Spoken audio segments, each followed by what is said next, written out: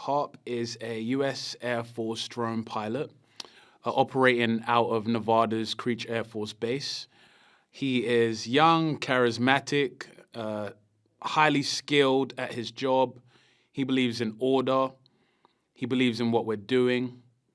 But at the same time, he's slightly egotistical, and that gets the best of him. And through his disobedience, he is sent to Camp Nathaniel to embark on a secret mission with his new boss and Captain Leo, played by the fantastic Anthony Mackie. And the movie follows the two of them in a deadly militarized zone trying to locate a doomsday device.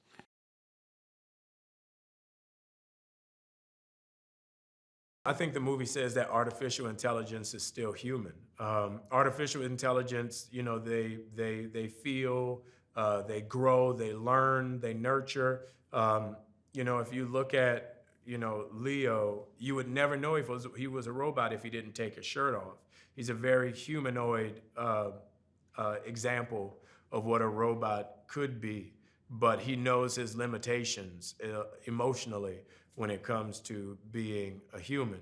But at the same time, he plays the role really well. A lot of times as human beings, we cut ourselves short of the humanity that we're faced with every day for protection. But Leo being a robot, he doesn't have to do that. He can literally, be 100% exposed and not be emotionally hurt.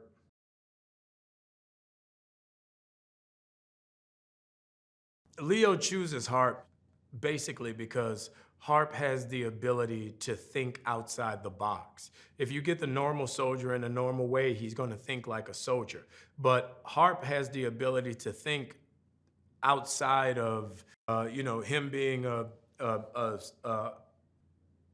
a specially trained, created soldier, and Harp basically just being a kid who has no idea what's going on at any point in time. You get to see that father-son, that training day relationship between the two of them with this seasoned veteran and this fresh out the water rookie. At the start of the movie, Harp definitely trusts and respects Leo. He's been told by Colonel Eckhart, played by the fantastic Michael Kelly, that Leo isn't like them. He doesn't know what that means. He means maybe it's just because Leo is more focused on the mission, or he might be cold. He has no idea what Leo is. And when he finds out what Leo is, he's constantly 10 steps behind him and constantly doubting some of the steps and some of the decisions that Leo's making, so that by the end of the movie, he no longer trusts Leo, he no longer respects him. Leo then becomes an adversary and a mission that Harp now has to overcome.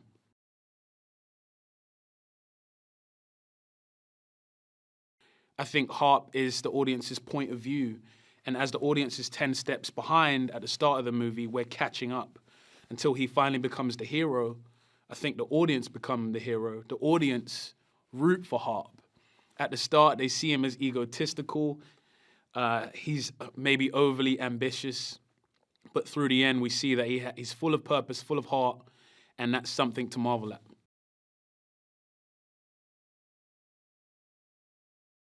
The advancement of the military in this movie shows that the military has gone to a more robotic warfare. So they've developed these robots called Gumps. And the Gumps are the first line of defense. So in order to lose less soldiers, you send the Gumps in first and the soldiers come in and sweep after them.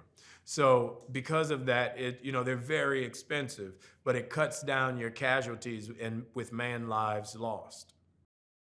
Will we see Gumps and AI and Leos in the future? I hope we don't. But when you look at the way technology is moving, it definitely can be a possibility. And that's why movies such as Outside the Wire are so brave and so important, because they show a near reality that could be possible. And it forces us as humans to make an early decision whether we want to go in that direction or not. Outside the Wire shows you what that leads to. So hopefully it's a lesson in educating us to make the right decision. I think Harp learns that the future direction that the military's heading in isn't as clear as he thought it would be. He's learning that casualties and the way they're dealt with are bad. He's learning that his job as a drone pilot needs to be assessed. He's learning how to be more ethical and less cold from Leo, which is a beautiful thing because it takes an AI to teach a human being how to be human. I think that's the biggest statement of the movie. So I think that's the greatest thing that Harp is learning from Leo, how to be more human.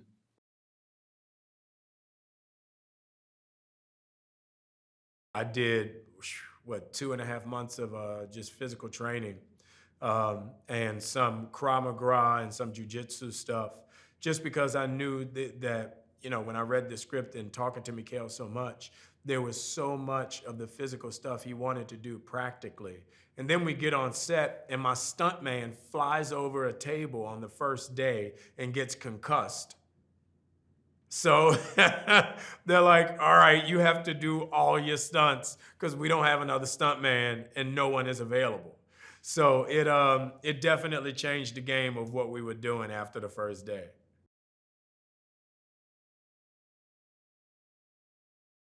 The action is really kick-ass. We had a great stunt team, and a lot of the stuff we're doing is, hand-to-hand combat, but also a lot of advanced weaponry tech work, because so many of the things in this movie are futuristic and made up and, things that we created just for the movie. There's a certain vocabulary that we had to create to go along with that. How do you use these big guns? How do these Gumps move? How do these Gumps attack? Because if you look at it, they're two separate Gumps.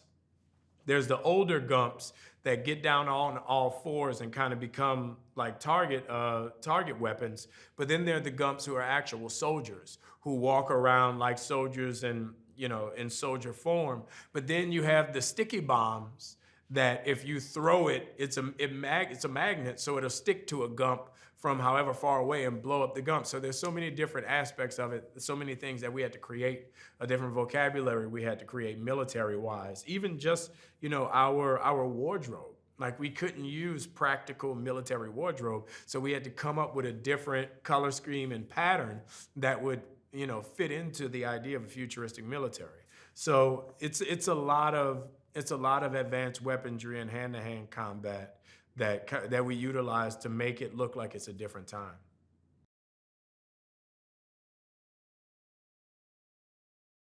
I think people who see this movie are going to love it because how unique the story is and how much fun Mikhail made this movie out to be. This could have been a very drab, boring movie, but Mikhail really infused his sense of humor and the lightness into it to where even though we're fighting and blowing stuff up, there's still laughs in the movie. So it's a really great time to where you can sit with whoever you're with and enjoy the movie because it's such a unique story, but told in a fun way.